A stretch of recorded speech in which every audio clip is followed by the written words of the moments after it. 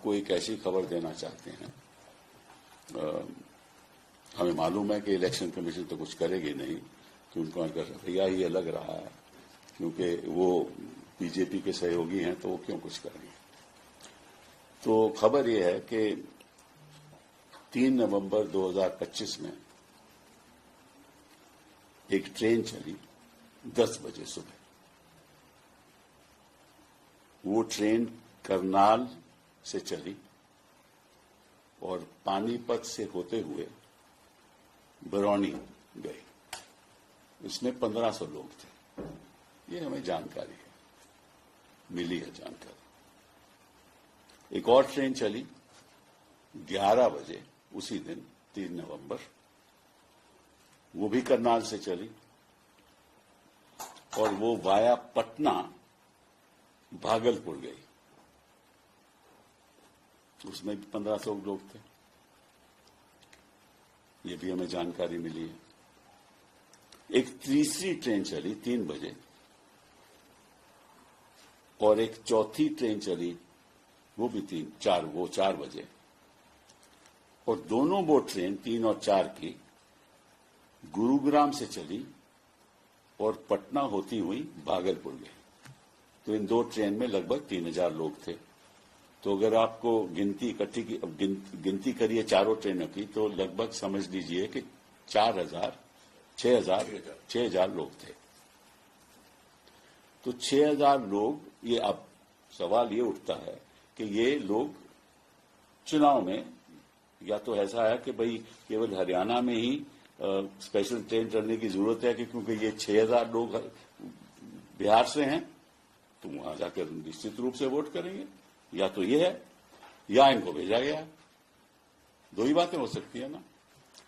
तो अगर तो ये हैं जो जेन्युइन वोटर हैं, फिर तो अपने ट्रेन लेकर खुद जाएंगे, इनको उनकी जरूरत नहीं है कोई स्पेशल ट्रेन की। और अगर वाकई में वहां गए हैं, जो करना, जो उनका प्लान है, जिस वजह से वहां पहुंचाया गया है, तो आपको भी मालूम है और हमें भी मालूम है, ये धांधलेबाजी तो होती रही है। ठीक है। तो सबसे पहले मैं रेलवे मंत्री जी से, वैष्णव जी से पूछना चाहता हूं कि भैया वाकई में क्या ये स्पेशल ट्रेन चली या नहीं। इनकी जवाबदेही तो बनती है ना। तो पब्लिकली बताएं क्या ये स्पेशल ट्रेन चली, और जो मैंने कहा है 10 बजे, 11 बजे, 3 तारीख को, फिर 3 बजे, 4 बजे वहां पहुंची। और अगर ये चली तो सरकार ने स्पेशल ट्रेन हरियाणा से क्यों चलाया, जब छठ में तो चला नहीं पाए, यहां ट्रेन चला रहे हैं। ठीक है। और अगर वाकई में चली तो किस लिए? अगर तो ये जेन्युइन वोटर हैं तो उनके लिए तो स्पेशल ट्रेन की जरूरत नहीं है।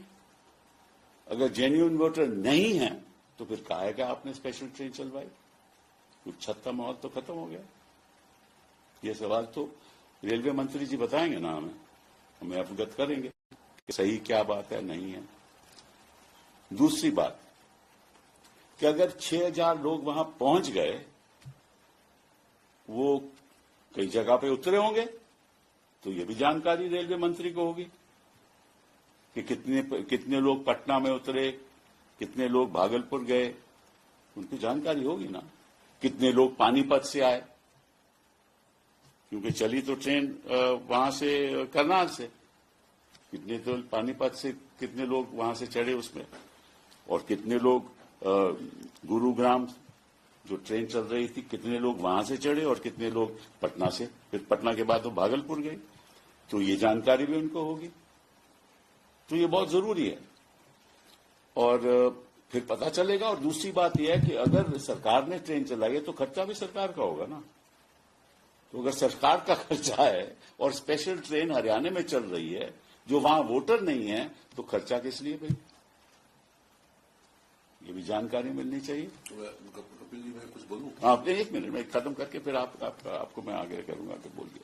दूसरी बात, तो अगर खर्चा सरकार नहीं कर रही तो कोई ट्रेन बुक भी हो रही है, तो क्या ये बुकिंग किसने की? कोई पॉलिटिकल पार्टी ने की, इनके सहयोगियों ने की, जेडीयू ने की, या भाजपा ने? मुझे नहीं मालूम, वो ये भी बताएंगे और कुछ और बातें एडी सिंह जी आपको बताएंगे, दोबारा फिर मैं इसको आगे चालू करेंगे।